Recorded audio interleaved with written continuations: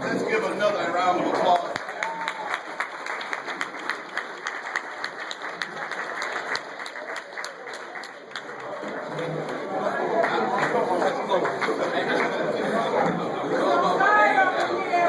First of all, let me have your attention, please. I know we're a little bit over. I know we're a little bit over, but for those of you, please, that can, please, we will get you out of here soon. But what you just witnessed, he's only been here for 3.5 years, but he's already my favorite pastor.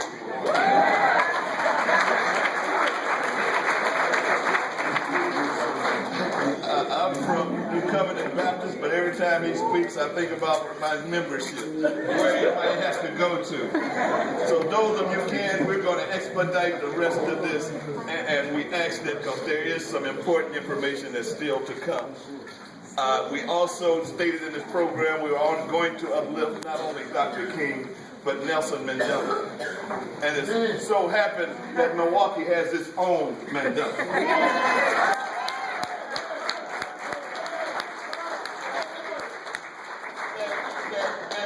Not only did his spirit not die, his flesh did not die.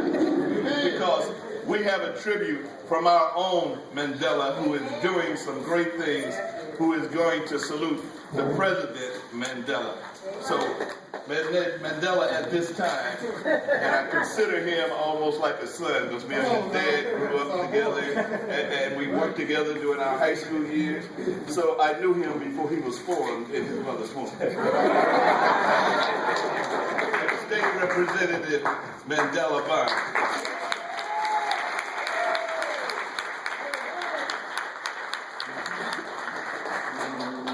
Thank you.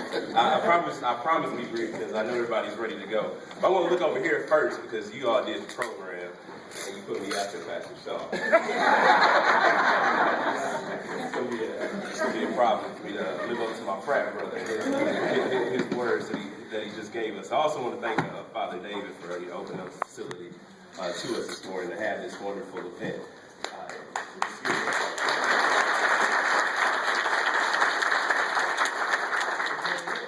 He sacrificed himself so that we can't see. But a lot of people wonder, well, Nelson Mandela, or excuse me, it's Dr. Martin Luther King Day that we're approaching. But where's the correlation? Some people see it as evident to some, sort of not so obvious to others. But Nelson Mandela and Dr. Martin Luther King Jr. were brothers, soldiers of the same struggle, intercontinentally. Although they had never met each other.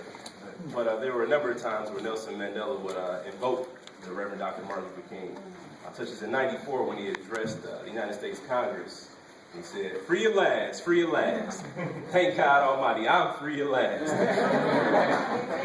And I'll say from the beginning, from my personal perspective, ever since I came to the age of understanding, I had a certain burden of purpose on my life. Where everybody I would meet, they said, "What's your name?"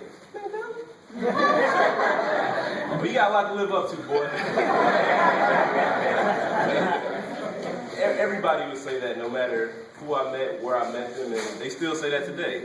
They still say, "Mandela, you have a whole lot to live up to." And I do understand that there is a lot that I live up to. And to my dad, who chose the name Mandela for me, he caught a lot of flack from the family. One, a lot of people didn't know who he was at the time in 1986. He was still incarcerated then. And they said, "Well, you gonna name him African name? Don't name somebody that's still in jail."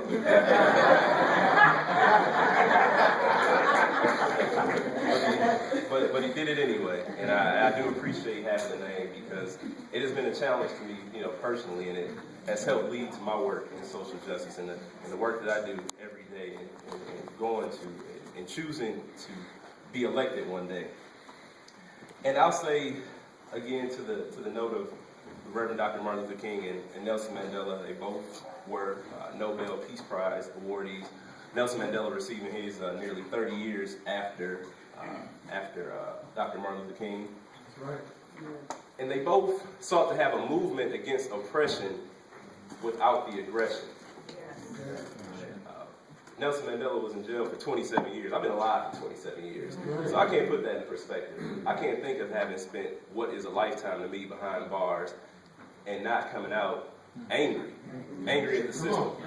And he didn't come out angry at the system. He came out productive. He spent that time in prison to advance himself, to become smarter, to learn the language, to learn the ways of his oppressors. You know, when they offered him conditioned release, he turned it down multiple times, and he reminded the apartheid oppressors that there's no way a prisoner can enter a contract. And when he came out, he made it happen. He got to work. He worked with the people who had oppressed him, which is humbling in itself. I wouldn't want to talk to my oppressors. Many of us wouldn't want to talk to our oppressors. And the fight that Martin Luther King died for is the fight that Nelson Mandela was prepared to die for. And a lot of us have, in this fight for social justice, have come to accept the terms that we may not see the change that we're fighting for. We may not live to see the differences that we're trying to make. And I can say that probably, I would assume, that few of us, even fewer of us, are willing to die for it. That's a hard decision to make. We believe in something so much. Are we really willing to die for it? It's a huge sacrifice. Nelson Mandela said, I fought against black domination, I fought against white domination. I've cherished the idea of a democratic and free society in which all people live together in harmony and equal opportunity. It's an idea that I wish to live for and achieve, but if need be, an idea I wish I am ready to die for. Nelson Mandela showed us the power of action, as did Martin Luther King. And last month, Nelson Mandela went on to join the trifecta of social justice, along with Gandhi, Mahatma Gandhi, Dr. Martin Luther King, and now Nelson Mandela. 3 international heroes, 3 different places in the world, who have all had an impact on the work that we're doing, the impact that I'm doing personally. When we see the struggle in Milwaukee, when we see the struggle across this entire state and this country, those are the people that we should look to when we seek to make a difference. And it's not always easy to partner with people that have fought against us, but we have to convince them some way, however possible.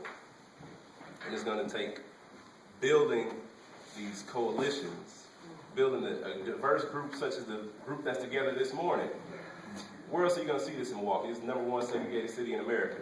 Where else are you going to see this in Milwaukee? All right. Yeah. This is what it's going to take to move Milwaukee forward. This type of organization, this type of body, this type of gathering. And I'm ready to go there with you all, and I hope that this is not a fight that we're willing to give up on. I don't look in this room and see anybody that's ready to give up. I see determination, I see the ambition, and I see people ready to make a change in Milwaukee. So I thank you all for having me this morning. I hope that we go into 2014 with a renewed sense of purpose, not only for ourselves, for our communities, but for the people who have gone on before us, like Dr. Martin Luther King and Nelson Mandela. Thank you.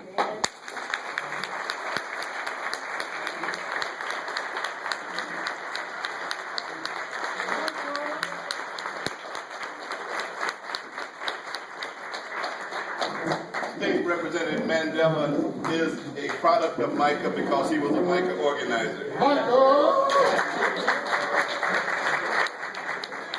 of you who can, we're winding down. You're not going to miss anything today. So we're going to expedite this program. One of the things that I want to do is I want all of the elected officials, past and present, to stand.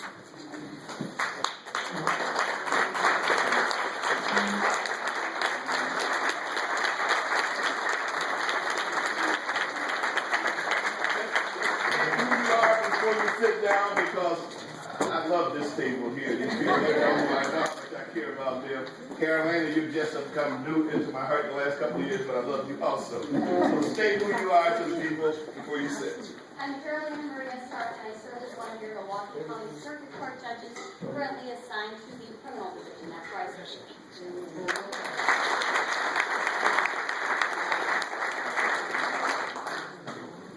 One more.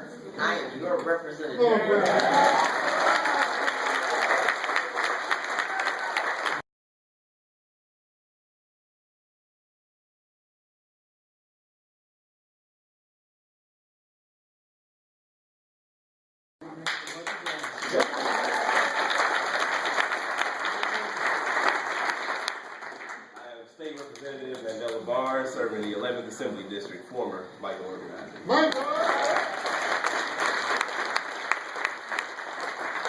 I'm John Richards. I'm a state representative here in Milwaukee, and I hope to be your Attorney General. Yeah.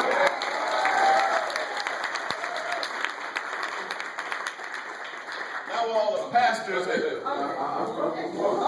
oh, Annie, I'm sorry. This is another one of my loves also, Annie. Okay, I'm Annie Woodward, School Board Director for the 4th District.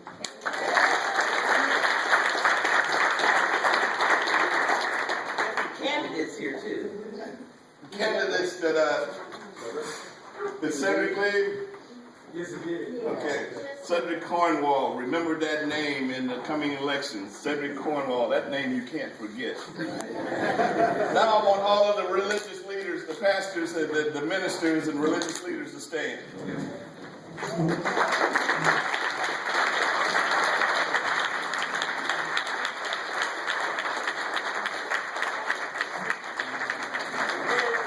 the pastor's father there? Mike Ertman, I want you to stand. Mike Ertman has a petition for the healthcare workers, the low-wage workers, that they need pastors to sign off in support of that. So see him before you leave. Make sure you see him. I'd also have one other request, if you all would, on behalf of those workers, all the religious leaders here today, to take a photo so that you can stand with them in support so they have a voice on the job. All right? Thank you very much. Now the rest of you important people, I want you to stand. And give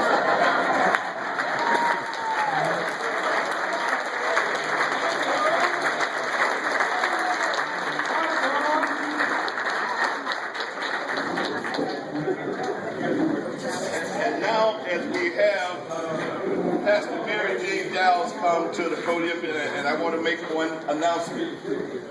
MICAH, who stands by what it says, has purchased and has just completed its first home for low-income individuals in the city of Milwaukee.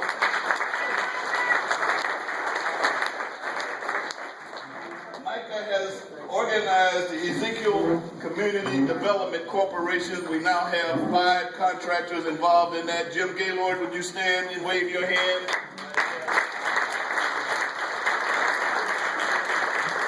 We are starting our own non-profit corporation. We're going to have some of these underdeveloped homes and get some people in them and get some young people to work.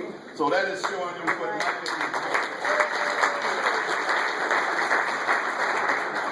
And now, before I introduce Pastor Mary Jean Giles, I want all of you women pastors and women leaders who think that you are marginalized and who think that you don't count, you have to take a page out of this woman's book, because she don't ask nobody for respect. She demands it.